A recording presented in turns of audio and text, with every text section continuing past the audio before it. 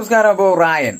അപ്പോൾ ധനുഷിന്റെ ഒരു വമ്പൻ ഹിറ്റ് ചാർട്ടിലെത്താൻ പോകുന്ന ഒരു സൂപ്പർ ഹിറ്റ് ചിത്രമാണ് റായൻ എന്ന് പറയുന്ന ധനുഷ് തന്നെ സ്ക്രിപ്റ്റ്, ഡയറക്ഷൻ, ലിറിക്സ് റൈറ്റിംഗ്, ആലാപനം.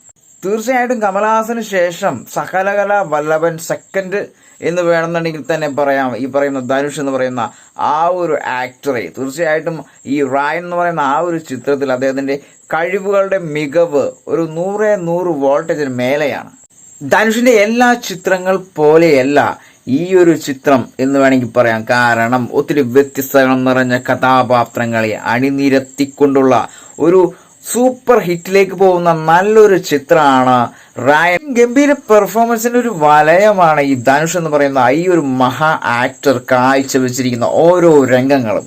ഈ ഒരു ചിത്രത്തിന്റെ മേക്കിംഗ്, ഡയറക്ഷൻ, അതോടൊപ്പം തന്നെ ആക്ഷൻ രംഗങ്ങൾക്ക് വളരെയധികം പ്രാധാന്യം നൽകിയുള്ള ഒരു ചിത്രം കൂടിയാണ്. ഈ ഒരു ചിത്രത്തിലെ ഗാനങ്ങൾ, അതോടൊപ്പം തന്നെ മ്യൂസിക്, AR റഹ്മാൻ എന്ന് പറയുന്ന ആ ഒരു മ്യൂസിക് മജീഷ്യനാണ് ഈ ഒരു ചിത്രത്തിലെ മ്യൂസിക് ചെയ്തിരിക്കുന്നത്. തീർച്ചയായിട്ടും തരംഗമായി കൊണ്ടിരിക്കുന്ന ഉസിരെ എന്ന് പറയുന്ന ആ ഒരു ഗാനം.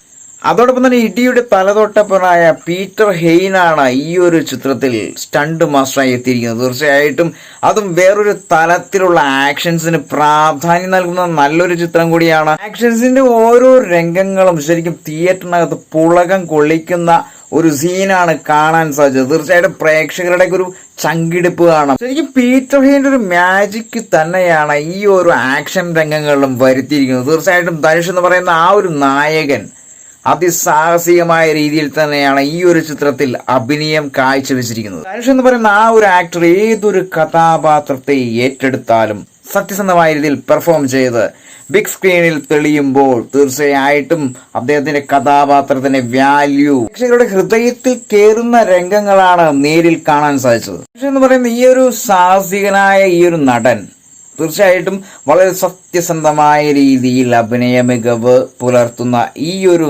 നായക വേഷം ധരിക്കുന്ന ധനുഷ് തമിഴരുടെ ബ്രൂസ്ലി എന്ന് തന്നെ വേണമെങ്കിൽ പറയാം. തീർച്ചയായിട്ടും തുള്ളുവതുമൈലം എന്ന് പറയുന്ന ആദ്യ ചിത്രത്തിലെ ഒരു ആത്മാർത്ഥത അതൊക്കെ മേലെയാണ് ഈ 2024 കാലഘട്ടത്തിലെ റായൻ എന്ന് പറയുന്ന ഈ ഒരു ചിത്രത്തിൽ അദ്ദേഹത്തിന്റെ പെർഫോമൻസ്. തീർച്ചയായിട്ടും കാണാത്ത പ്രേക്ഷകർ നേരിൽ കാണുക. നല്ലൊരു ചിത്രമാണ്. ഒരു ചിത്രത്തിന്റെ സ്റ്റോറി, മേക്കിംഗ്, ഡയറക്ഷൻ, അതോടൊപ്പം ആക്ഷൻ രംഗങ്ങൾ, അതോടൊപ്പം തന്നെ സംഗീതം, ഇതെല്ലാം നമ്മൾ പ്രേക്ഷകർ ഉദ്ദേശിക്കുന്നതിനേക്കാൾ മേലെയാണ്. തീർച്ചയായിട്ടും ഓരോ പുതിയ ചിത്രങ്ങൾ തിയേറ്ററിൽ എത്തുമ്പോൾ ഡീഗ്രേഡ് അടിക്കുന്ന ഒത്തിരി മീഡിയക്കാർ ഇപ്പോൾ ഇറങ്ങി നടക്കുന്നുണ്ട്. തീർച്ചയായിട്ടും ആ ഒരു മീഡിയക്കാരുടെ വലയത്തിലൊന്നും പെടാതെ ഏതൊരു ചിത്രം റിലീസായി കഴിഞ്ഞാലും തിയേറ്ററിൽ പോയി നേരിട്ട് കാണുക, അതിന്റെ അഭിപ്രായങ്ങൾ പറയുക എന്നുള്ളതാണ് ഓരോ പ്രേക്ഷകന്റെയും സഞ്ചാര രീതി എന്ന് ഞാൻ പറയും. എന്റെ ഈ ഒരു അഭിപ്രായത്തോട് യോജിക്കുന്നുണ്ടെങ്കിൽ തീർച്ചയായിട്ടും കമന്റ് ബോക്സിൽ വരിക. I M waiting.